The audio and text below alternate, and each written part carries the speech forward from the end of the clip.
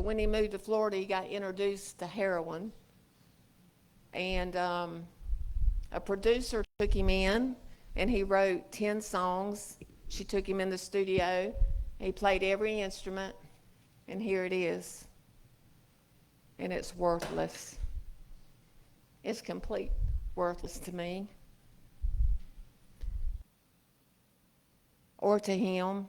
And the reason I say it's worthless, so I thought he was going to finally sing a song that for his mom, and it was God on 23rd Street, and I thought, yes.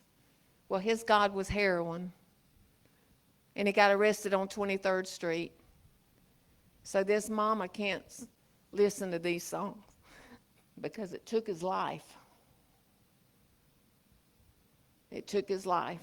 I can only imagine what could have been. And I want to talk to you today a little bit. I'm not going to share all of what I usually share, but God's telling me to talk about enabling, how I enabled my son to the grave. To me, I killed my own son. Can you tell me I didn't? Yeah, you can, but will I believe you? No, I will not. Because every one of you has a mom in here, and you know your mom enables you, or your dad enabled you, and I enabled mine right to the grave. So Jeremy started drugs. He smoked his first weed at 12. Can you imagine kids at 12 years old? How many of y'all took your first drug at 12? Almost everybody. I've got a grandson that's 12, and I can't even imagine. So I retired as a special agent with Georgia Department of Corrections, and then I retired as a captain at the Sheriff's Department. So I should have known my son was using. How can I not know? Because I'm trained to tell when somebody's using. I can tell if you guys are using right now. I couldn't tell my own son was using. I was blinded. So my son started at 12. He really didn't get really involved in drugs until about 16 years old, and he was still living here. Well, around 16, when it got so bad, Jeremy, let me go ahead and tell you, he was raised in church. You know, I stood by that verse, raise a child in the way he should go when he is old, he will not depart. I knew my son was going to be saved. I had no doubt in my mind because I believed that one verse. And he did get saved. He was in church his entire life. He started in the praise band at Calvary on Aimwell in Vidalia, Georgia at the age of 5. He was playing the guitar. His daddy was playing the drums. I was the Sunday school teacher. We were just the perfect little family. Every Wednesday, every Sunday, every vacation Bible school, every outing, we were at church. We never missed.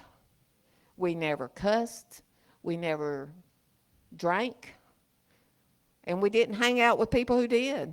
Why? Because we was trying to raise our kids the way God wanted us to raise them. So where did my son, why did he start drugs? You know, that's the question I ask myself because I really don't know. I have no idea. So, and we really wasn't perfect, but you know what I'm talking about. You know, we do the things we're supposed to do, teach our kids what we're supposed to teach them, and they're going to be okay. So, Jeremy played in the praise band up until 14 years old, and our preacher, he had to kick him off the praise band because he heard he was smoking weed. Well, Jeremy got really angry. He got angry at God.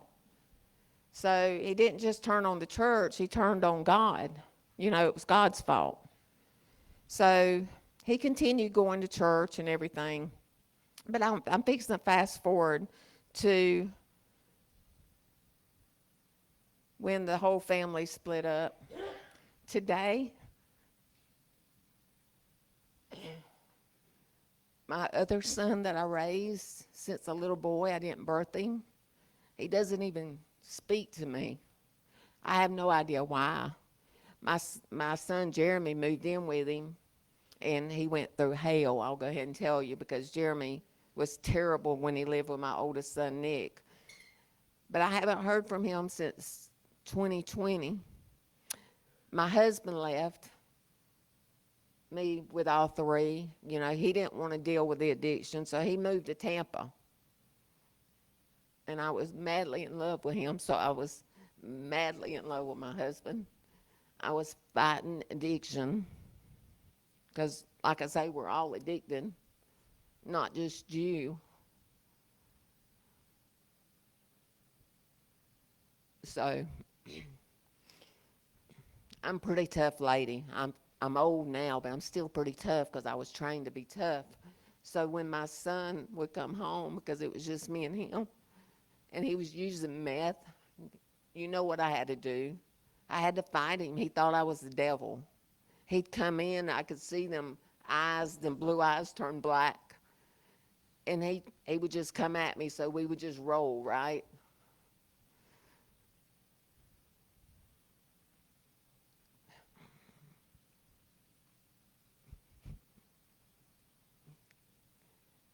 You you don't just become addicted. We all become.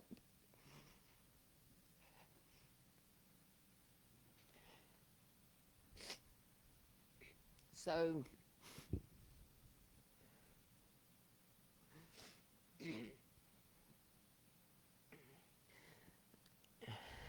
I used to turn the recorder on when I knew he was using, because I knew he was going to kill me and him. Now, my son, he was a good boy. He was a good young man off drugs. He was funny. He would make you laugh. He was a good boy. But he became the devil himself when he was using. So when the devil was there, I just had to do what I had to do. So at night, I'd put that chair up under the doorknob in my bedroom and pray that we made it one more night. One more night. Now, I would give anything. I would give my life for my own son.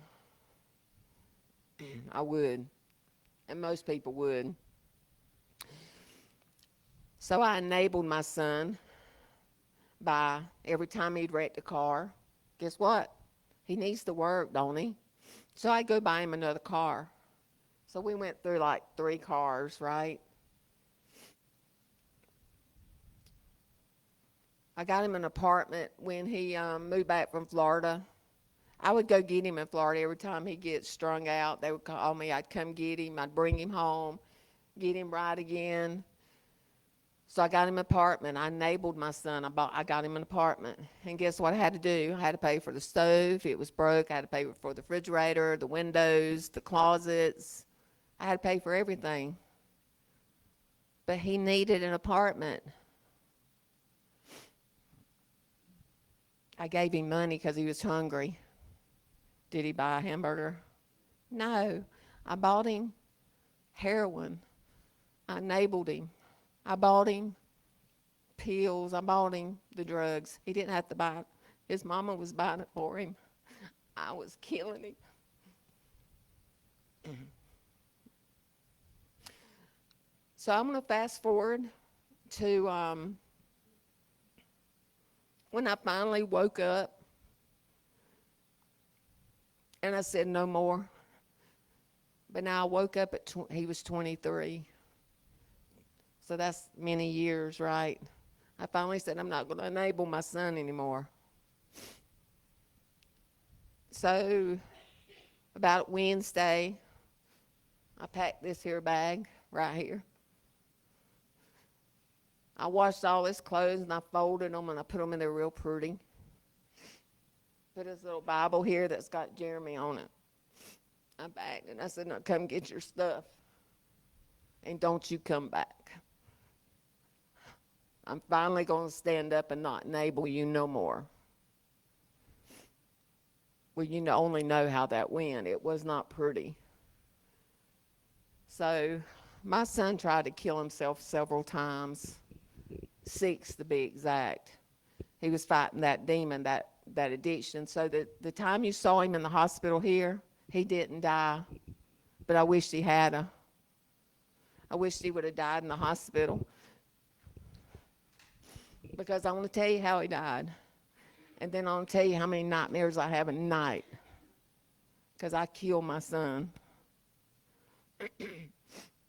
So I kicked him out, and then, I made sure his phone stayed on, because, he needs a phone. So I enabled him. He might want to call me. So I gave him his car, and I paid the insurance because he needed a car to sleep in. I enabled him. I go up there at Walmart and look, make sure he was sitting there, and he was, and I knew he was alive. Now, mind you, he's already tried to kill himself several times, so 6 months before I finally kicked him out, that was in this picture, this video. He had took 50 Tylenol 3s. He should have been dead, but he lived. And I prayed God, I said, just give me my boy back. Just give me my boy. We'll deal with whatever comes along. Just give me back my boy back. So 12 days later, he got off the vent, and we was headed home. And he had went to mental health for 2 days, so he was good to go. He was good. He wasn't going to use no more. He was done with it. So we got back to Vidalia, and I said, we're going to make one stop. So he said, where are we going? I said, we're going to Ron Hall Funeral Home. I said, you fixing to plan your own funeral because your mom's not going to? I said, I want you to go in there, Jeremy, and I want you to pick out your casket, because I'm not picking your casket out. A mom shouldn't have to pick your casket out. I want you to go in there, and I want you to tell Ron who you want as your pallbearers. I want you to go in there and tell Ron what songs you want to sing. So I actually brought some papers for you guys. So I'm going to lay them right here. So if you choose to leave this place and you choose to use again, here's your go-by. I want you to write your own funeral so your mama don't have to. It's got everything listed you'll need. So he said, Mom, I'm through with that. I'm never going to do it again. So guess what Mom does? I enabled him, and I turned around, and I went home.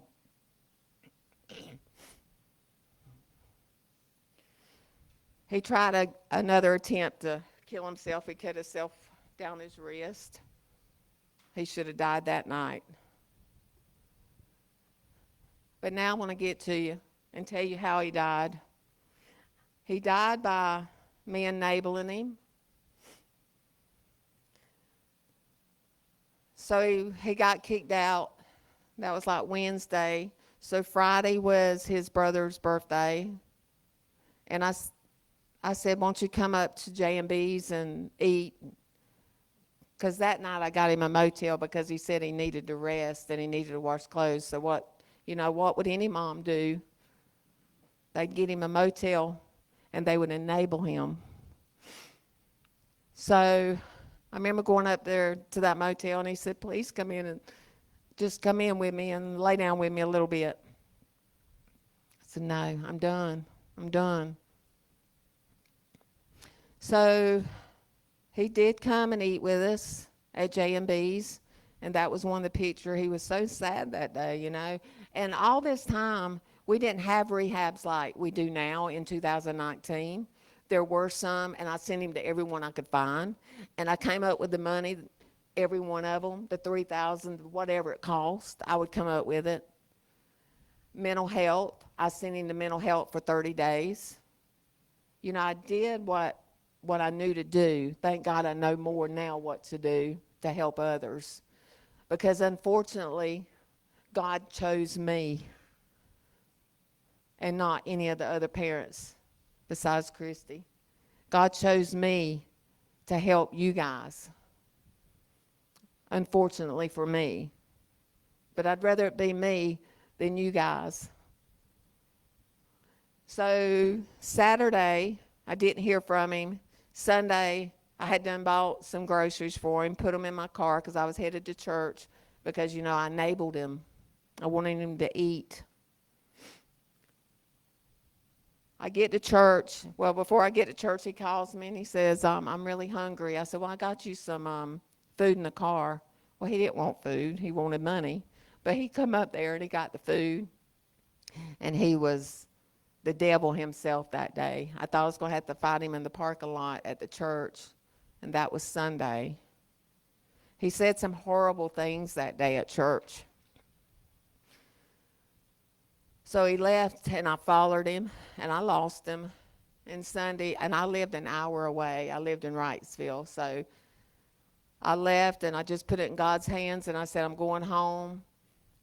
Sunday night, I get a call from my nephew. He said, Jeremy's in a bad way. He's over here, and he's in a bad way, and he pulled a knife on me. I said, you call 911. If you're scared of your cousin, call 911. So he did, and I'm the popo, so I know people. Many times have I got Jeremy out of jail because, I enable him. So I called the sheriff, and I said, Sheriff, I need you to go get my boy. He's strung out, and he's going to hurt himself or someone else. So we talked, and I got my nephew to leave the house. I said, just don't go back over there. And the sheriff said, well, let's get him. This was like 11:30 that night. And the sheriff said, well, let's just get him in the morning when he comes off the meth. I said, that's a good idea. So I didn't know whether to go to him. As a mom, I wanted to go to him.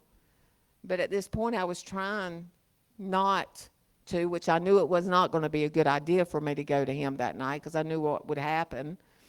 So the sheriff called me back at 1 o'clock because the nephew did not stay away. He wanted to go home because that was his home. So he kept calling 911 because he wanted Jeremy gone, and I don't blame him for that. So the sheriff called me at 1 and said, we're going to go get Jeremy. I said, okay, and I was sitting there crying. But let me back up. Before I called the sheriff, I called my daughter. I said, Ashley, I need you to tell me to lock Jeremy up. I said, give me your permission as my daughter to give me her permission to lock my own son up. If you never lock your child up, it's hard. So this is what I live with every single day. The sheriff calls me back about 2 o'clock and said, Angie, we got him. And I remember laying there and I thought, thank God he's safe. But before I called, I didn't only call my daughter. I called my mother and my father and I said, tell me to lock my son up. I needed everybody in the world to tell me to lock my son up before he hurt someone. How ridiculous is that?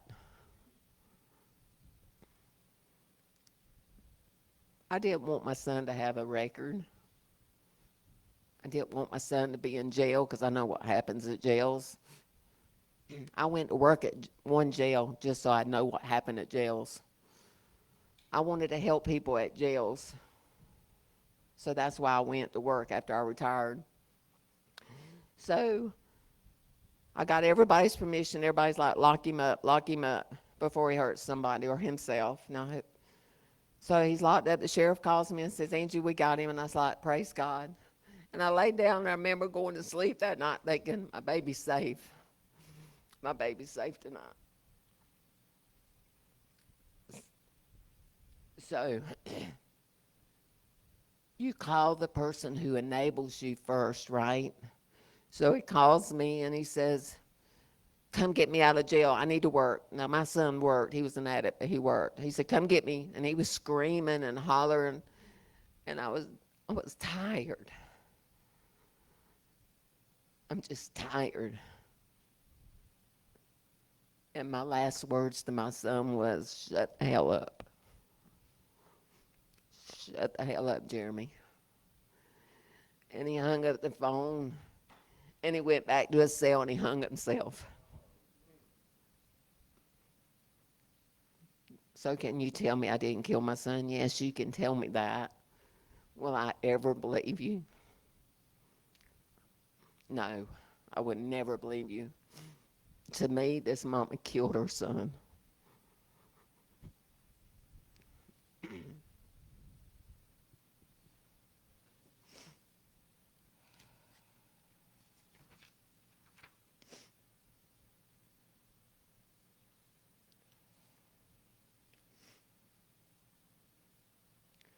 My last thing I'm going to tell you is to set yourself free from this addiction, please. Because when you set yourself free, you will set your parents, your wife, your children, your father, your mother, your grandparents, you will set them free because they're not free right now. As long as you are an addict, you are all an addict. Do you understand? I love you guys and I don't even know you. But when I look at y'all, I see my son out here. Thank God y'all don't have white hair. I'd come hug you right now. But I love each one of you guys, and I'm so proud of this one because she's the reason I do what I do. Larissa's the reason I do what I do. Hundreds of people calls me because they know I'm going to help them. I'm going to go get them. I don't care where they're at. I'm going to get them, and I'm going to find the money, and I don't call it enabling to get you to a rehab. I'm done with enabling, but it's too late. But I appreciate you guys listening to me. We're doing a trio, so I want to give Christy time to come up here. Her son was one of mine as well. And Christy, you can come on up.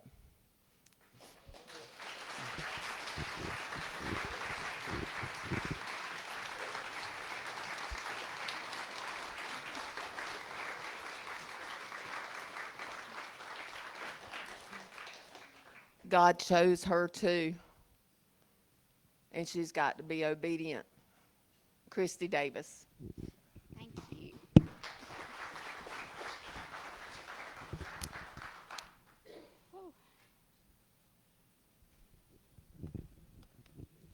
I don't even know. I can barely speak after listening to Miss Angie. I was already emotional. I will tell you all that addiction ruined my life, and I've never used in my life. But I lost my 25-year-old son. And tonight is especially hard for me because the last time I was in this building, my son was alive. He came here. Miss Angie has been a huge blessing in my life. I don't have my son anymore, but I had him a little longer than I might have because of her. And I wrote some stuff down because when I get emotional, I can't remember, so I'm going to pull my phone up.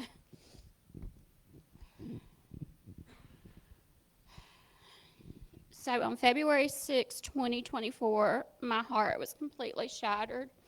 What started out like any other day ended with me finding my 25-year-old son's lifeless body face down, dead on his bed. It's an image that will forever haunt me. My husband is a physician assistant. He was working in Alaska trying to pay the bills for our family. Can you even imagine that phone call?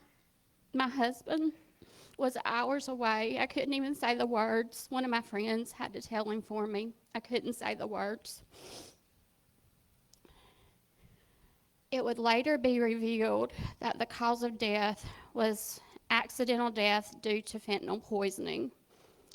What he thought was oxy, toxicology would later reveal, was actually 99.7% pure fentanyl. 99.7%. Jordan had 2 pills in his pocket. That's how we know. They sent that off to test. The only thing that I can be thankful for is that hopefully his death was almost instant and he didn't suffer. Jordan's death shook not only our family, but also our community. There are no words that can truly capture the devastation our family feels after losing my son. He was not just my son, he was my world. He was a kind, funny, compassionate young man who had so much more life left to live. He had dreams and he had a future. He had people who loved him deeply. His smile could light up a room. His laugh was contagious. He was the kind of person who would literally give his last dollar to help a friend. His heart was bigger than life. Jordan was a loved son, brother, grandson, nephew, cousin, and friend. His death has left such a huge void in so many people's lives. The shockwaves of his absence are felt not just by our immediate family, but by everyone who knew him, cared for him, and loved him. He was woven into the lives of so many, and losing him has torn a hole that will never truly mend. I don't have to tell you, Miss Angie did a great job of telling you, but addiction is an ugly disease that doesn't just affect the ones struggling, but also everybody that loves them. It doesn't discriminate. Jordan was a straight A, athletic, well-rounded young man. He graduated number 7 in his class. He was accepted into UGA during early admission. He was captain of his soccer team. He was one of the most brilliant people I've ever met in my whole entire life. His dad would often say he was so smart, he was stupid. He was not raised in a household around drugs and alcohol. He was not exposed to those things as a child. In fact, I'm a nurse. His dad's a PA. We have Jordan and then his younger brother, who's 7 years younger. We always, because of things that he saw working in the ER and I saw working in the hospital, we would tell our sons what drugs did. We gave real life examples. We talked about stuff in our household. My husband and I were always involved in Jordan and Andrew, our other sons' lives. We attended every event they were involved in. We were the house that would host them and their friends because we wanted a safe place, not just for our children, but for their friends. As parents, we tried to do everything right to keep our boys safe and on the right track, but sometimes they slip, and Jordan's slip tragically cost him his life and forever changed ours.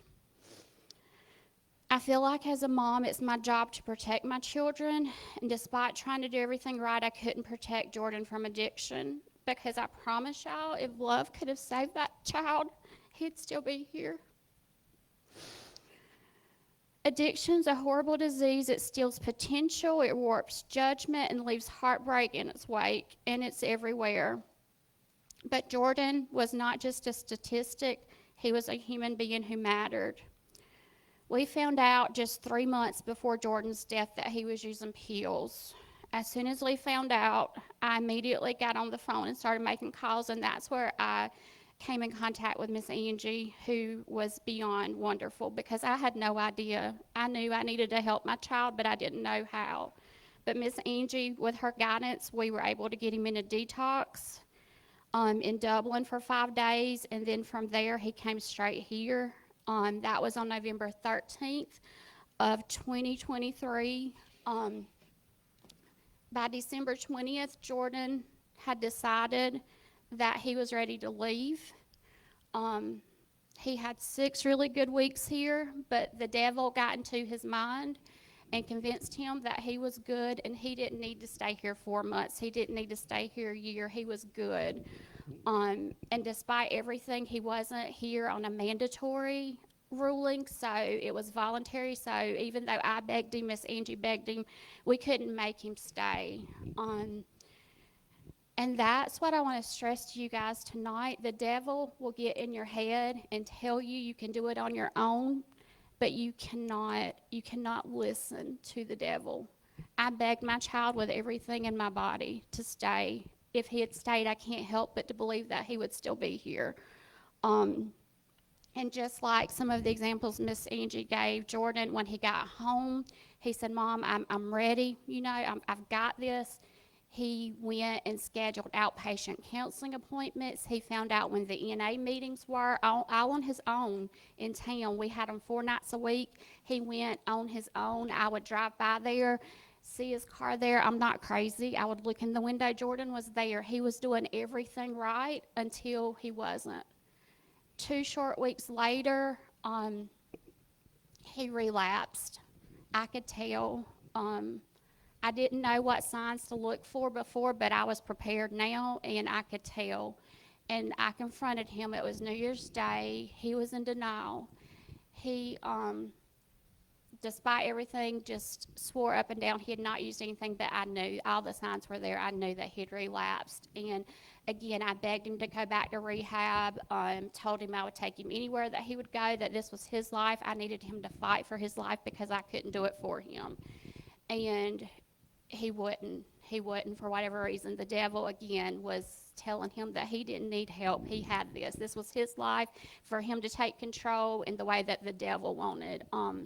So he wouldn't go back to rehab. That was January 1st. And just like Miss Angie, I had reached that point where I knew that I had enabled him unknowingly. I was blind to it, but I was woke now. And I told him, I said, Jordan, the choices are, I know that you have relapsed. Your only choices are either you go back to rehab, anywhere you want to go. If you're not getting what you need there or you don't feel like you're getting, we'll go somewhere else.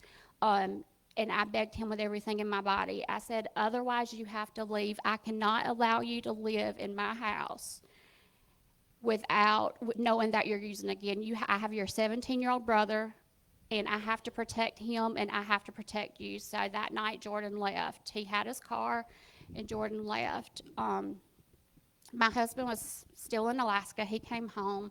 We asked Jordan to come back. Let's talk. Let's figure this out. Let's come up with a plan.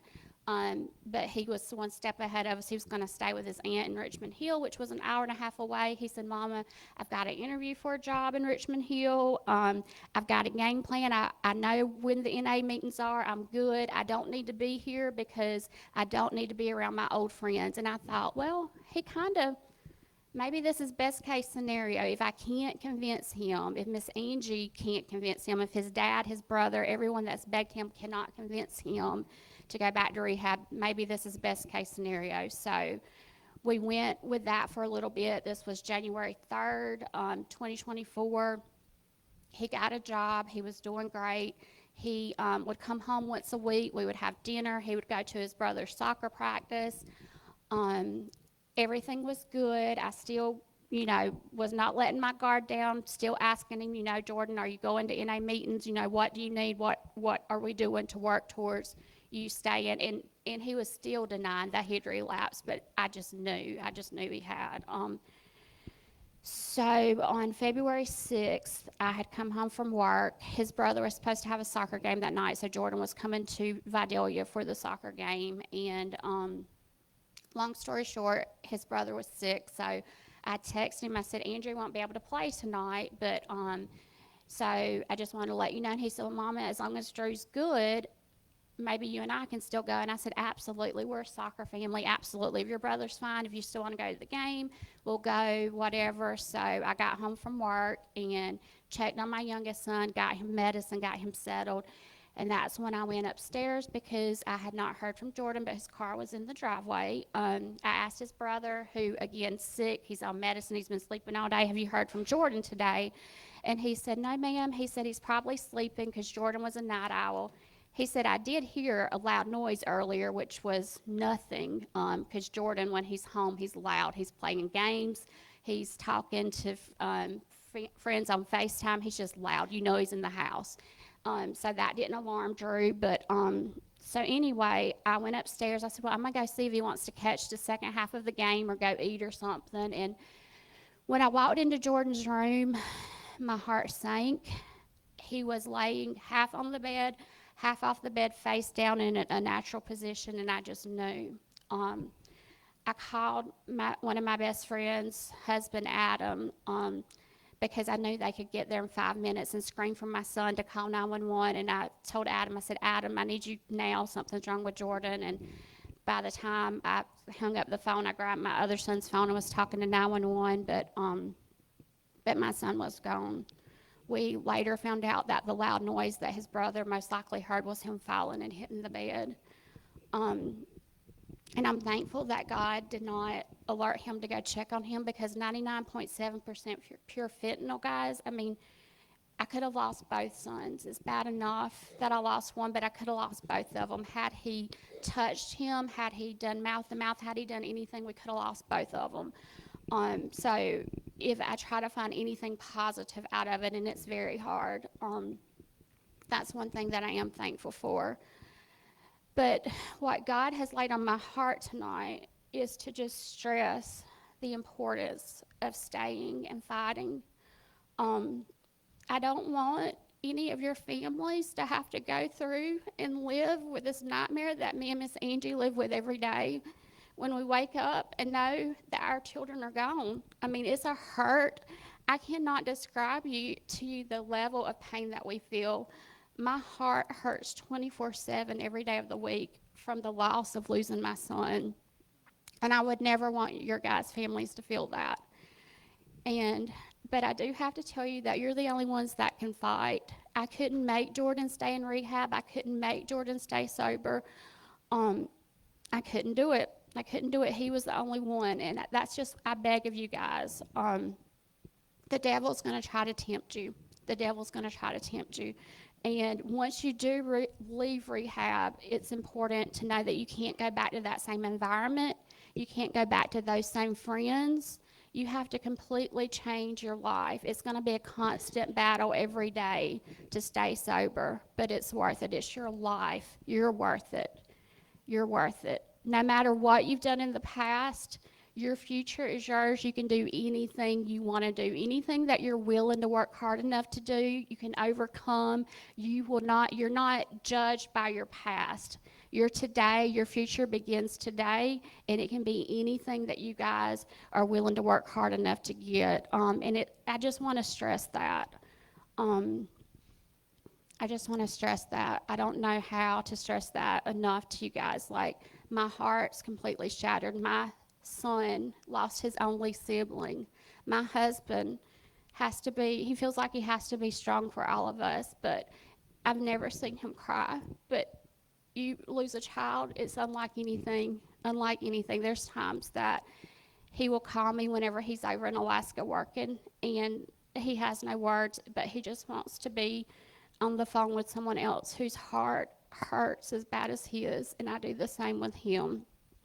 But my hope and my prayer for you guys is that you stay here, you get the help that you need, and you fight for your life, because, again, I promise you it's worth it. You're worth it. And I love all of you. Thank you.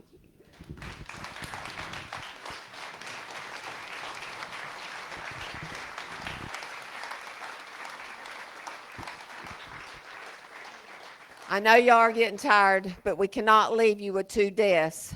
Karen Herondine come up. She just wants to share a minute of your time, and we're going to choose life. Yes, we are. This is going to be real quick, y'all. I wrote mine down. Yeah. All right, name's Karen. I am a grateful, recovering addict, alcoholic, however you want to say it. But I have recently took some classes, so I'm a certified peer supporter now. So they taught me how to share my recovery story the right way and not the country way, as they would say. All right, so my name is Karen, and I am a person in long-term recovery. This means for almost 2 years, which May 5th is my 2 years, y'all, okay? Keep that in mind. I've not been held back by my mental health challenges. I have not used alcohol or drugs. I have found hope and stability. I've been able to create a better life for myself, number one, my family, and my community. Today, I pay my bills by going to work. I work for the Community Service Board of Middle Georgia at Quentin's Place. A lot of y'all know me from there. I started out as a med tech, but now I am a certified peer supporter because I wanted to further it. I didn't want to just share my lived experiences. I wanted to learn the knowledge to it too in mental health. So anyway, I'm a CPS group leader at Quentin's Place, in which I get the honor of sharing my lived experience with others to help them learn new coping skills that are proven to make one's lives better. Today I pay my bills on time. Today I am a valued employee. Today I'm hopeful for the future. And I'm speaking out so that others have the opportunity to achieve long-term recovery just as I have. So my last thing I want to share is it's going to be Ephesians 5:8. But before I do that, Miss Angie, when you know how God can put people in your life, He can remove people in your life. So He put Angie in my life because when I was in my dark, and when I mean my dark, I was just like Jeremy. I get it. So when we hear the things that we want to do, we will act on them eventually. I understand that. So Miss Angie was a godsend to me. And I didn't care if she was the police. I called her one night and I was like, I need you to come to my house. I need you to come now. And she did. And like I said, I didn't care if she was the police. I said, I need you to get this right here out of my house, because if I do it, I'm going to kill myself. Because, I was thinking of doing it like every way you could think about doing it. I even had it planned out, who's going to find me. I had it all planned out.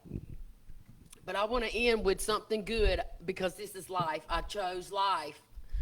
Because addiction will rob you from your life. It's not about going to jails or institution no more. I just told you, Angie's the popo. I didn't care about going to jail. I was worried about dying, and I didn't want to die because I have a purpose on this place, just like all of y'all have a purpose. So now I get to be a light for other people like Angie was a light to me, because that's what recovery is. We give back. All right, Ephesians 5:8. For at one time you were darkness, but now you are light in the Lord. Walk as children of light.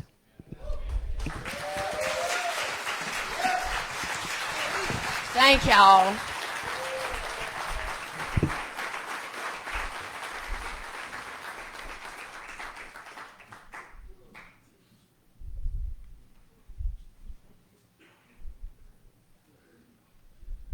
I think we're turning it over now.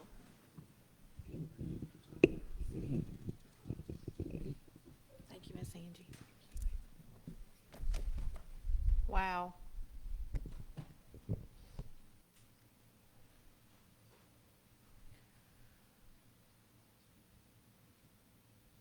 I had several flashbacks.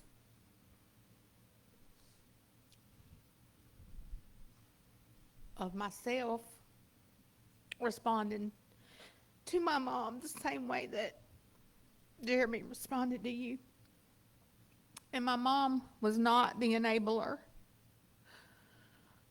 but my daddy was. And I'm just so grateful tonight that they didn't have to carry the weight that y'all have to carry. Addiction's hard. Dying is harder. And what the people go through that love us is harder than what we feel, because we're numb. And then when we start letting the drugs come out of our system, and we're sitting here in these seats and we're feeling everything and seeing everything that we've done, it's so hard to sit there and not go back. So sit there and don't put your family through anything else. Sit there and be the father that you were created to be. Sit there and be the mom.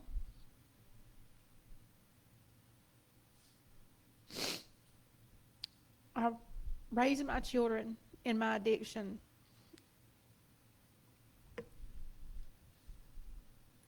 And even though they have good grandparents and a good father, they wouldn't have a fighting chance if I was still in my addiction.